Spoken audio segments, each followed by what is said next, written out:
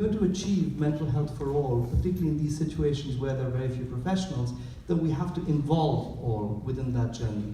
And in doing so, there are two important innovations that I think actually are quite relevant for all countries. The first is the idea of shifting mental health care into the community by empowering ordinary people, frontline workers, for example, peers, families, etc., with the necessary skills to support others in the journey to recovery. And the second is to center ground the voices of those who have been affected by mental health problems as being prominent advocates. So with that in mind, in 2008, we launched the Movement for Global Mental Health, and I'm really delighted that the movement is in fact a partner of the event today, and I hope that this is a partnership that will flourish in the years ahead.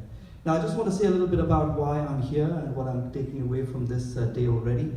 So 1 month ago exactly, I as it were, flew continents and I joined Harvard Medical School, and so a month ago, this country has become my adopted country.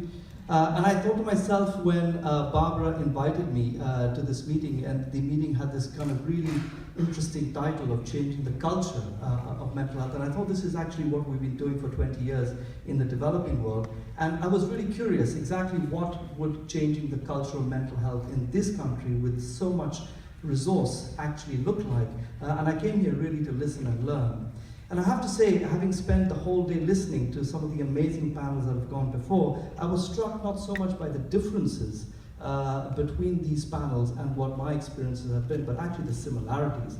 I was struck, for example, when people talked of jails, it reminded me of psychiatric hospitals in many parts of the world. When people talked about living rough on the streets, it reminded me of the very large numbers of people who live on the streets of big cities everywhere in the developing world. And when in the last panel we heard very movingly about post-traumatic stress injury amongst veterans, it reminded me of the tens of millions of people, civilians, children and women who currently live on our planet who are affected by appalling war-related injuries, both physical and mental.